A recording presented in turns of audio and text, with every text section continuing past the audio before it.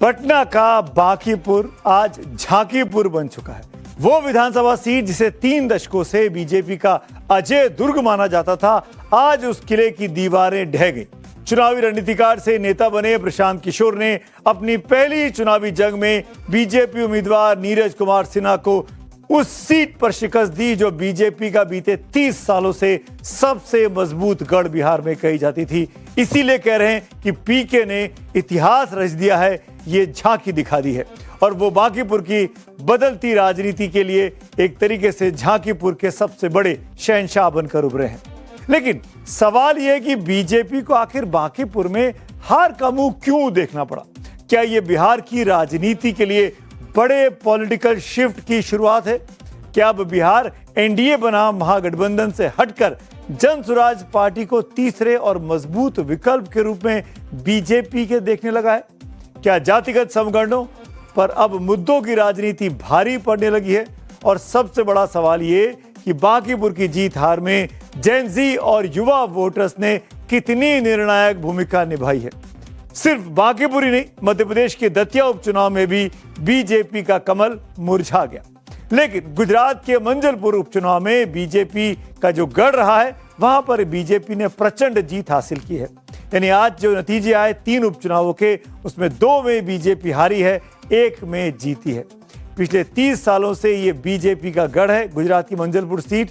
आज चक्रव्यूह में हम देश के वोटरों की इसी बदलती हुई सोच, दरकते हुए गढ़ और उभरते हुए नए विकल्प का सियासी गुड़ा भाग करने वाले हैं। सबसे पहले बात करता हूं बांकीपुर सीट की। यहां से प्रशांत कुमार ने सिर्फ बीजेपी के नीरज कुमार सिन्हा को नहीं हराया, बल्कि बीजेपी के राष्ट्रीय अध्यक्ष नितिन नवीन की व्यक्तिगत प्रतिष्ठा और साख पर भी गहरी चोट मारी है। तो वहीं बीजेपी मुख्यमंत्री सम्राट चौधरी के इकबाल को भी चुनौती दी है। बीजेपी से पहली बार मुख्यमंत्री बने अपने राज्य के पहले ही चुनाव में सम्राट चौधरी को कितनी बड़ी मात मिली है।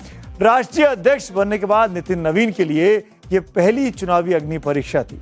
जिस बांकीपुर सीट से वो खुद लगातार 5 बार विधायक रहे, जो सीट 3 दशकों से लगातार 30 सालों से उनकी या उनके परिवार का अजय राजनीतिक दुर्ग माना जाता है, उसी अपनी होम सीट पर उपचुनाव हार जाना अपनी सरकार के रहते हुए, डबल इंजन की सरकार रहते हुए बीजेपी से ज्यादा नितिन नवीन के लिए यह बहुत बड़ा झटका है, बहुत बड़ी करारी शिकस्त है। जिन लोगों ने जन स्वराज पर और मुझ पर ये भरोसा व्यक्त किया है, उनको ये विश्वास दिलाना चाहते हैं कि अपनी ओर से हर वो संभव कोशिश करेंगे कि उनके जीवन में जो कुछ भी बेहतरी लाई जा सके वो किया जाएगा। जो लोग चुनाव हार गए हैं उनको भी अपनी ओर से बधाई दे रहे हैं। लोकतंत्र है, चुनाव में हार जीत लगा रहता है। मुख्यमंत्री बनने के बाद सम्राट चौधरी के लिए भी ये नेतृत्व क्षमता का पहला बड़ा अग्नि परीक्षा थी। बांकीपुर को बचाने के लिए सरकार से लेकर संगठन तक ने अपनी पूरी ताकत झोंकी हुई थी। लेकिन जब नतीजे सामने आए तो साफ हो गया कि केवल सत्ता और गद्दी से जनता का भरोसा नहीं जीता जा सकता है। और हम पूरी समीक्षा करेंगे। बांकीपुर के लोग हमारे हैं, हमसे अलग क्यों हुए, इसकी भी हम समीक्षा करेंगे। और पुनः बांकीपुर में जब से हमारी सरकार बनी है या उसके पहले हम लोगों ने वहाँ विकास किया है, अभूतपूर्व विकास हुआ और आगे भी बांकीपुर हमारी प्राथमिकता में रहेगा। बांकीपुर उपचुनाव का नतीजा बिहार की स्थापित राजनीति के लिए एक बड़ा वेकअप कॉल भी है। 3 दशकों से बीजेपी का सबसे मजबूत शहरी गढ़ में से इस तरह का बदलाव न सिर्फ बीजेपी के लिए बल्कि आरजेडी जैसी पार्टियों के लिए, जो कि नए नेतृत्व के सहारे अब चल रही है, तेजस्वी यादव के अब सहारे चल रही है, उसके लिए भी कई सियासी संदेश आज का ये बांकीपुर का नतीजा देता है। पिछले चुनावों में जिस वोट बैंक को तेजस्वी अपना एकाधिकार मानकर चलते थे, उस धारणा को इस बार बांकीपुर के मतदाताओं ने ध्वस्त कर दिया। बांकीपुर बिहार की सबसे शिक्षित सीटों में से एक कही जा सकती है। आरजेडी, एमवाई और जातिगत गणित वाली राजनीति में यह मानकर बैठी थी कि एंटी इनकम्बेंसी का सीधा फायदा उन्हें मिलेगा, लेकिन बांकीपुर की जनता ने उन्हें बता दिया कि अब टाइम बदल रहा है। घर बैठे वोट नहीं मिल सकता। प्रशांत किशोर ने बांकीपुर की जनता को बहुत सारे वादे किए और ऐसे ऐसे वादे किए हैं कि मैं चैनल पे आपको बता भी नहीं सकती है, जो कि असंभव है। किसी भी पॉलिटिकल दल के, चाहे वो एमपी हो, चाहे वो एमएलए हो, चाहे किसी भी संवैधानिक पद में, उसके लिए बड़ा मुश्किल है। क्योंकि आप देखिए बीजेपी का गढ़ कहा जा रहा है, जहां 35-40 वर्षों से विकास का कार्य नहीं हुआ है, उसको वो कैसे कहते हैं कि हम 4 साल ही बचा है, 4 साल में वो कैसे उसको बदल देंगे। बांकीपुर के जनादेश ने साफ कर दिया है कि बिहार का नया और युवा वोटर अब केवल जाति या खास विचारधारा के आधार पर नहीं, बल्कि एक नए विजन की कसौटी पर अब वोट दे रहा है। जिस बिहार की जनता के पास पहले केवल एनडीए और महागठबंधन का ही विकल्प हुआ करता था, आज उसके पास तीसरा विकल्प भी खुलकर सामने आ चुका है। बांकीपुर के चुनावी रण में इस बार पटना का फर्स्ट टाइम और यंग वोटर्स ने भी गेम चेंजर के तौर पर वो साबित हुए हैं। दिल्ली के जंतर मंतर से जो आवाज उठी थी, बदलाव की मांग उठी थी, उसको पटना में भी जबरदस्त समर्थन मिला था। आपको याद होगा, पटना में बिहार के कई शहरों में जबरदस्त युवाओं ने प्रदर्शन किए थे। पटना यूनिवर्सिटी के हॉस्टल से लेकर कंकड़बाग और बोरिंग रोड के कोचिंग सेंटर्स, जहां पर बड़े पैमाने पर बिहार भर के छात्र आकर पढ़ते हैं, वहां फैले इस युवा कैडर ने पुरानी राजनीतिक परिपाटी को पूरी तरीके से नकारने का संदेश इन प्रदर्शनों में साफ दे दिया था। बांकीपुर के नतीजों ने एनडीए और महागठबंधन दोनों खेमों में खलबली मचा दी है, क्योंकि अब ये लड़ाई इस पार या उस पार की नहीं रही, बल्कि राजनीति के उस चेहरे पर आकर टिक गई है जिन्हें कल तक वोट काटने वाला खिलाड़ी समझा जाता था। उन्हीं प्रशांत किशोर को आज बिहार की राजनीति का सबसे धुरंधर खिलाड़ी बताया जा रहा है। उनकी ये जीत कोई मामूली जीत नहीं है, बल्कि बिहार की सियासत में भूचाल मचाने वाली ग्रैंड विक्ट्री के तौर पर इसको देखना चाहिए। पिछली बार 50,000 से ज्यादा मार्जिन लेकर जीतने वाली भारतीय जनता पार्टी जब नितिन नवीन जीते थे, इस बार 45,000 वोट भी नहीं पाई है। पिछली बार लगभग 95,000 वोट थे, इस बार 45,000 भी नहीं पाए। आरजेडी को तो पिछले चुनाव के मुकाबले 1/3 से भी कम वोट मिले। बांकीपुर से साथ साथ मध्य प्रदेश के दतिया की बात भी कर लेते हैं। वहां पर भी उपचुनाव थी और वहां पर भी बीजेपी को अपने गढ़ वाली सीट में कड़ी हार का सामना करना पड़ा। कांग्रेस उम्मीदवार घनश्याम सिंह ने बीजेपी के आशुतोष तिवारी को हरा दिया। बीजेपी ने पूर्व गृह मंत्री नरोत्तम मिश्रा का टिकट काटकर यहां से आशुतोष तिवारी को एंड मौके पर उम्मीदवार बना दिया था। आशुतोष तिवारी को बाहरी कहा गया। आशुतोष तिवारी को मुख्यमंत्री मोहन यादव का करीबी कहा गया।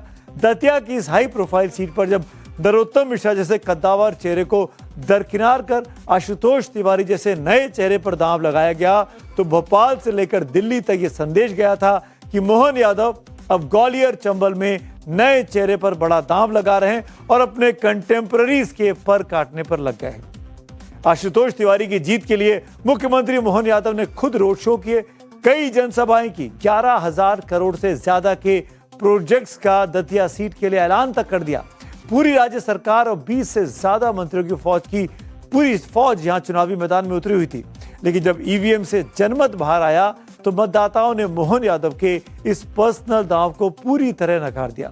और इतना ही नहीं, जिस नरोत्तम मिश्रा का टिकट काटकर आशुतोष तिवारी को मिला था, उस नरोत्तम के पोलिंग बूथ पर बीजेपी कांग्रेस से पिछड़ गई। तो यह भी कहा जा रहा है कि क्या नरोत्तम मिश्रा ने तो नहीं दगाबाजी कर दी।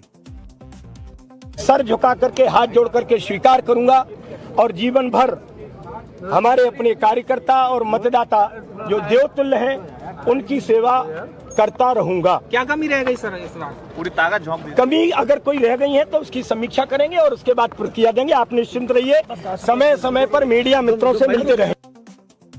दरअसल दतिया विधानसभा सीट सालों से बीजेपी के कद्दावर नेता नरोत्तम मिश्रा का अभेद्य गढ़ कही जाती है। नरोत्तम मिश्रा 2008, 2013 और 2018 में लगातार 3 बार यहां से विधायक चुनकर विधानसभा पहुंचे, लेकिन 2023 के आम चुनाव में कांग्रेस के राजेंद्र भारती ने बेहद कड़े मुकाबले में उनको शिकस्त दे दी थी। हालांकि हार के बावजूद दतिया की सियासत का केंद्र बिंदु नरोत्तम मिश्रा बने रहे, लेकिन जब इस चुनाव की बारी आई, यहां पर उपचुनाव की, तो नरोत्तम मिश्रा को टिकट भारतीय जनता पार्टी ने नहीं दिया। यह कहा गया इंटरनल सर्वे में नरोत्तम मिश्रा के खिलाफ माहौल है और उन्होंने आशुतोष को यहां पर टिकट दे दिया।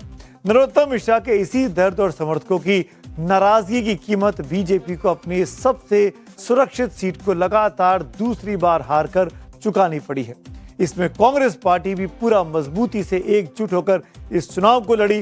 राज्यसभा के चुनावों में जिस तरीके से मीनाक्षी नटराजन को शिकस्त मिली थी, उसके बाद पूरी पार्टी इस चुनाव में ये दिखाने की कोशिश में थी कि पूरी मध्य प्रदेश यूनिट एक साथ है। इसी के साथ मोहन यादव की राजनीति इस बार ताश के पत्तों की तरह ढहती हुई दिखाई दी। दतिया की जनता को खूब खूब खूब साधुवाद, खूब उनका ऋणी और उनका धन्यवाद देना चाहता हूं, जिन्होंने मध्य प्रदेश की राजनीति में बदलाव का शंखनाद किया। और अब एक और दिलचस्प आंकड़ा देखिए। जब से मोहन यादव मध्य प्रदेश के मुख्यमंत्री बने, तब से लेकर अब तक प्रदेश में कुल 3 विधानसभा उपचुनाव हुए और इन 3 में से बीजेपी को 2 बार, जी हां 2 बार करारी हार का सामना करना पड़ा। यानी मोहन यादव का स्ट्राइक रेट घटकर महज 33% पर आ गया है। दतिया से पहले विजयपुर और बुधनी में उपचुनाव हुए थे। शिवराज सिंह चौहान के गढ़ बुधनी में तो बीजेपी की इज्जत बच गई थी, लेकिन जीत का मार्जिन लाख से घटकर महज 13-14 हजार पर आ गया था। लेकिन विजयपुर में कांग्रेस छोड़कर बीजेपी में आए और मोहन यादव सरकार में कैबिनेट मंत्री बने। रामनिवास रावत खुद अपनी पारंपरिक सीट पार्टी बदलने की वजह से नहीं बचा सके थे। बिहार मध्य प्रदेश में हुए उपचुनाव में तो बीजेपी हार गई, लेकिन गुजरात के मंजलपुर में बीजेपी ने एक बार फिर जीत का झंडा लहराया। बीजेपी के सत्येंद्र भाई पटेल ने कांग्रेस के भीखाभाई रबारी को 30,499 वोटों के बड़े अंतर से शिकस्त दी है। ये 3 राज्यों के उपचुनावों का वो ट्रेलर है जिसने साफ कर दिया कि देश की राजनीति का मिजाज क्या अब तेजी से बदल रहा है। देश का मिजाज क्या बदलने की ओर संकेत दे रहा है। ये नतीजे सिर्फ हार जीत के आंकड़े नहीं हैं, बल्कि भारत के उस न्यू एज वोटर की सोच का घोषणा पत्र है जिसके दिमाग में बहुत कुछ नया चल रहा है, जिसके हिसाब से अब पार्टियों को भी चलना होगा। और उपचुनावों में अगर सरकार रहते उपचुनाव हार जाएं तो कहा जाता है कि ये स्थानीय सरकारों पर भी मैंडेट है। तो क्या ये मैंडेट जो आया बांकीपुर में, जो मैंडेट आया दतिया में, वो वहाँ के मुख्यमंत्रियों के लिए भी कोई संदेश लेकर आया है? क्या बीजेपी मंथन कर इन मुख्यमंत्रियों के भविष्य के बारे में कुछ सोचेगी? अब ये सब सवाल जो हैं वो भविष्य के गर्भ में छुपे हुए हैं।